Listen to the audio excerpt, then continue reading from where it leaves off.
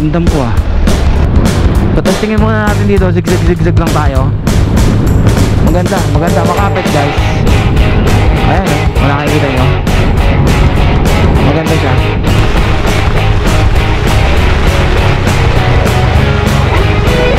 So ito guys, andito na tayo sa sinasabi kong bankingan.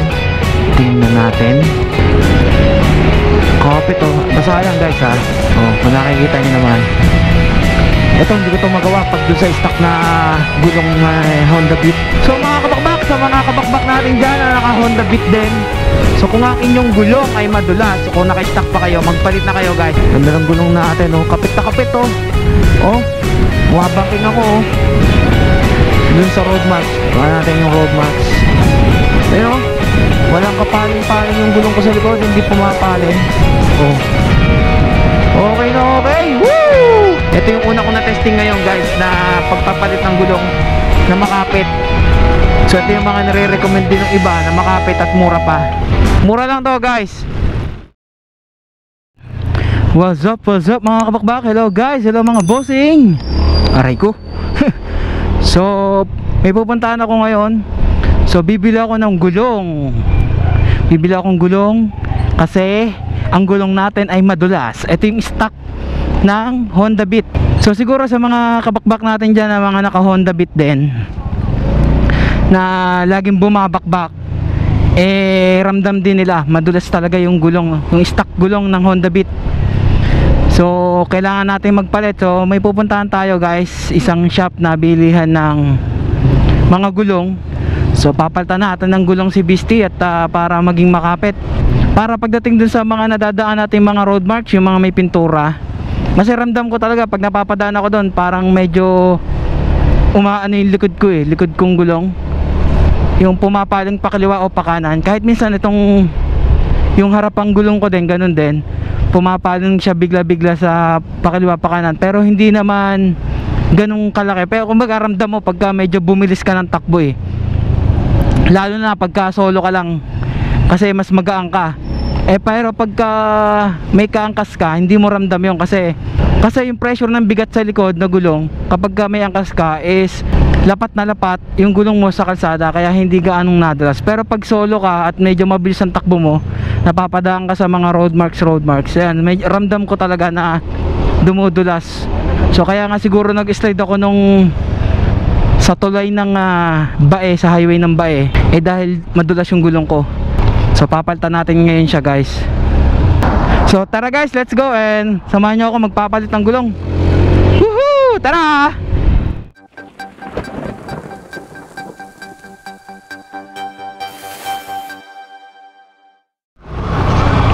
So ito mga kabakbak, malapit na tayo sa bibilihan natin ng gulong. Ano kaya yan? So 1 minute ayon kay Google Map. So andito na tayo guys. Ito, Takara Tires, Moto Tires. Dito na tayo. So dito tayo bibili ng gulong para kay Beastie. May V-rubber, yung ano, Ultra Racing Grip 100/8, 180 tsaka ano 100/80 saka 90/80 sarap. 90/80. Walang stock. Sige. Sayang. So ito mga kabakbak, dahil walang V-rubber na stock para kay Beastie dun sa Takara Tires, so hanap tayo ng shop na merong stock ng V-rubber para kay Beastie, yung Ultra Racing Grip. Kasi ito, nakakita tayo dito sa may parting sumulong. Yeah. So doon na natin papakabit sa bahay, ay sa ano, sa atin pag uwi. Sir, magkano yan sir? Saan pwede magtanong? Doon? Okay, sige sir, thank you. Excuse me po. Ay, ganahan lang ha. Ano, V-rubber 100/80 tsaka 90/80. Magkano yan boss? 1550. Okay. 1750. Sige, bigyan mo akong tigisa. Tama lang na oversize yun sa 90/90 no? 180 sir sa dyan ba? Ah, sa Honda Beat. Sa ganda yun. Sa likod no? Okay na yun no? Hindi naman na ano. Okay, sige. Tapos sa harap, yung 9080. Okay lang din yan, no? Yan yung ano, no? Ultra Racing Grip. Ito ba yun? Ito yung B-Rubber na Ultra Racing Grip. Ah, ito nga. Gaano ba kabilis? Hindi matagal. Ay, hindi na. Sa amin na lang ako, ano. Ba't pag nagpakabit ba sa inyo, libre? Hindi. Oo, hindi rin eh. Doon na lang ako sa amin. At malayo-layo pa kasi ako eh. Wala bang libreng ano yun? Tarsilant? Isa lang, sir. Isang tarsilant. Ayun, meron tayong tarsilant. Anong pangalan nyo nga, sir? Ay, ito na lang, parang medyo malaki. Ayun ba naman? Anong pangalan nyo, sir? Ramil, sir. Ayan, shoutout kay Sir Ramil. Nasa vlog lang, sir, ha? Ano sa inyo, sir? Ano pinapagawa nyo? Tumitingin ako na. Ah, tumitingin po. Anong pangalan nyo, sir? Diyan nga po pala, sir. Vlog ka ba? Oo, sir. Hello, sir. Kaya, sir, ang pinapagawa nyo, yung inyo? Ay, nagbablog lang, sir, ha? Hello, anong pangalan niya, sir? Marvin, shoutout kay Sir Marvin. Sticker, sir, baka gusto nyo. Eto, sir. Ay, mekaniko dito, sir. Anong pangalan niya, sir? Al. Ayan, shoutout kay Sir Al, yan. Sir, sticker. Yun. Pala si sir yun. Ay, thank you. Okay, sir. Shoutout sa lahat po na nandito, ayan, sir. Pinakabit ko na. Nailang sa akin yung gulong mo. Eh, medyo matagal, sir, eh. Uunahin nyo kagad. Eh, meron pa kasi nagpapagawa. Isa lang yata si sir, eh. Sa akin yun ang bigat ko eh. So, ito, guys, naka-pre pa tayo ng isang tire sealer kay sir. Sir, i-take na lang natin dito, sir. Okay lang? Okay lang, sir. Pero, meron akong ditong dalang tali, eh. Ayun pala. Saan ka pauwi niya, sir? Laguna, sir. Laguna ba? Oo. Wala rin namang mahanapan doon. Eh di kung saan ako makadaan na meron. So ayan, okay na. Okay na yan, sir. Oo, sa amin ko na lang ipapakabit. Okay na yan, ako nang bahala dyan. Eh, sir, shoutout. Thank you. Ay, anong pangalan niya, sir? Sticker. Dominic, sir. Dominic. Sticker. Meron po, sir. Anong pangalan niya, sir? Nobel Valderrama. Noel, shoutout kay Sir Noel. Shoutout kay Sir Dominic. Okay, sir. Thank you, sir. Ingat kayo, sir, ha. Thank you. Paano, sir? Ingat, ha. Sir, ingat, sir.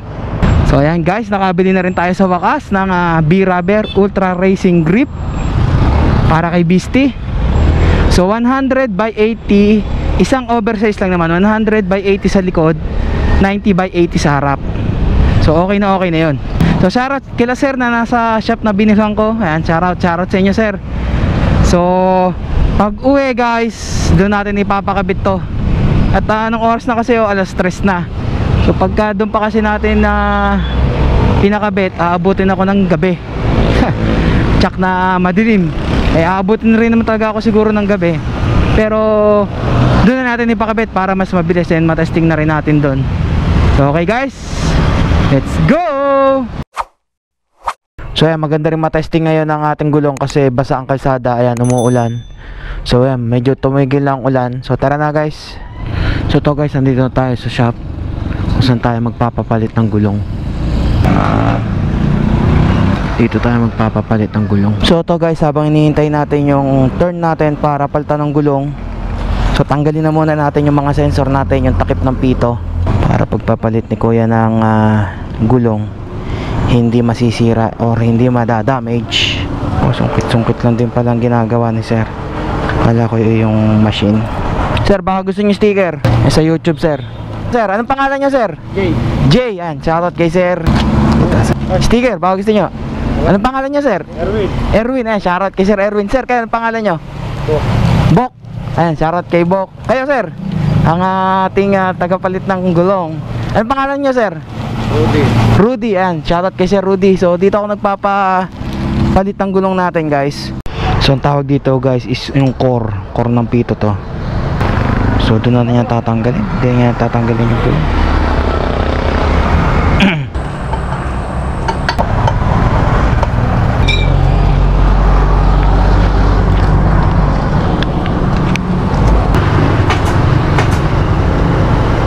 Natanggal na lang ganun ni kuya. Hindi na niya tinanggal yung mismong mugs. Yan. So ito, guys, yung ipapalit sa likod natin, 100 by 80. So in-oversize natin siya ng isa. So dapat ang nasa likod is 90-90. So ginawa kong 100 by 80 para medyo malapad-lapad. And then yung sa harap, 90 by 80. Ito ay 80 by 90. Ginawa kong 90 by 80. Iluwagan na lang yung sa tambutso para maipasok at malaki-laki yung ano, yung mismong gulong.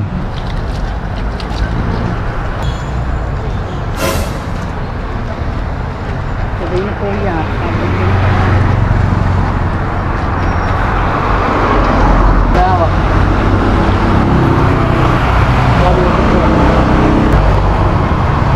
Mas mabuti pa kaya sir, tanggalin nyo na yung rim para hindi kayo nahihirapan. Pas! Yun, lumapat din sa wakas. So kailangan na ng malakas na pressure ng hangin. Tingnan natin guys yung brake pads natin. Eh, makapal pa. Makapal pa yung brake pads natin guys. So pwede pa yan. So tingnan natin guys yung hangin na kinarga ni kuya kung ilan. So try natin ikabit muna itong ating sensor. Grabe taas 60. Yun, 32. Okay na, 32 PSI. So okay na yan. So dapat nga ang ginagawa ko kasi dyan, katulad nung sa stock na gulong natin, so dahil madulas siya, ang ginagawa ko lang is mga 28 PSI sa likod, and then sa harap mga 26 lang. Pero ang dapat dun sa likod ay 33, ang sa harap ay 29. So ito mga kabakbak, yung stock na gulong ng ating Honda Beat. So ayun pa yung mga tarsilan to, ating itapon. So meron ng umarbor nito, isa kong tropa, Rowell. Yan, shoutout kay Rowell, siya na bahala maglinis nyan. So ito yung sa harap natin guys.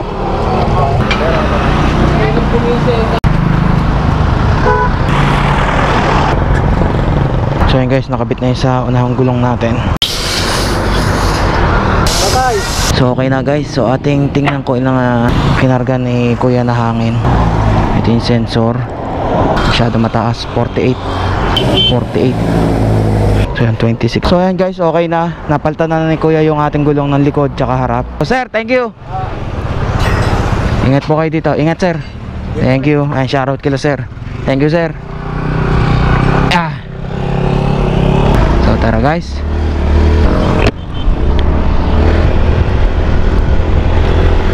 Oh, ramdam ko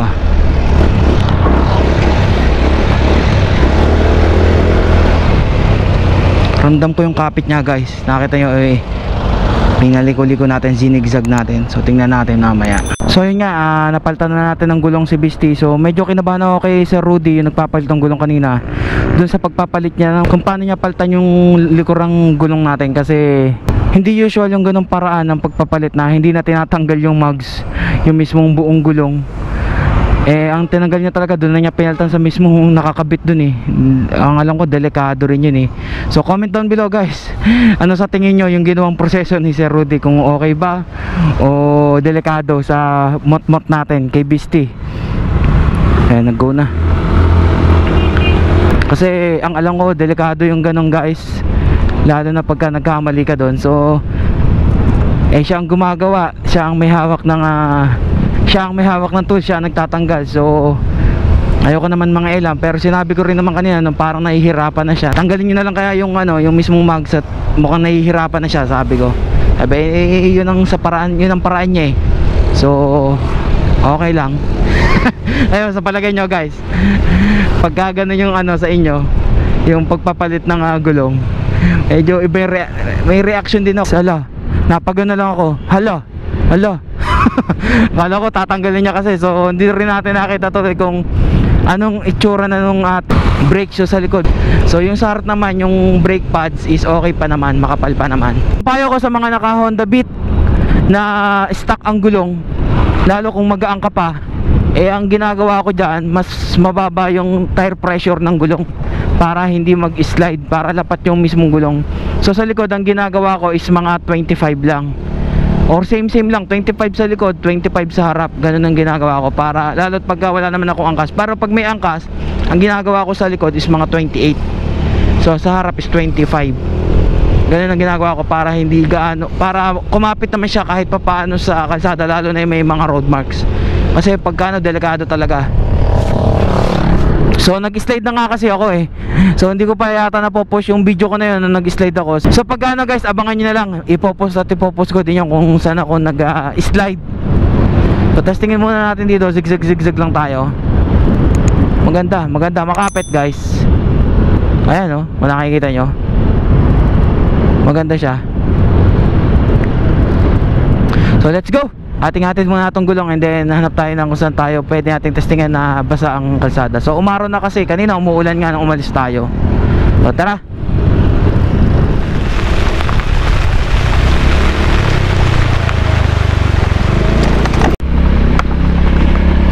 So ito guys, andito na tayo sa sinasabi kong bankingan. Tingnan natin. Ayan. Kapit oh. Basa yan guys ha. Oh, kung nakikita nyo naman. Ayan, kung nakikita nyo, oh, basa yan ha. Pero nag-zigzag pa rin ako, pero makapit talaga.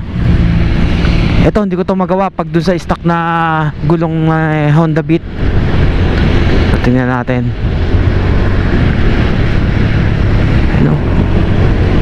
Ganda ng gulong natin oh. Kapit na kapit oh.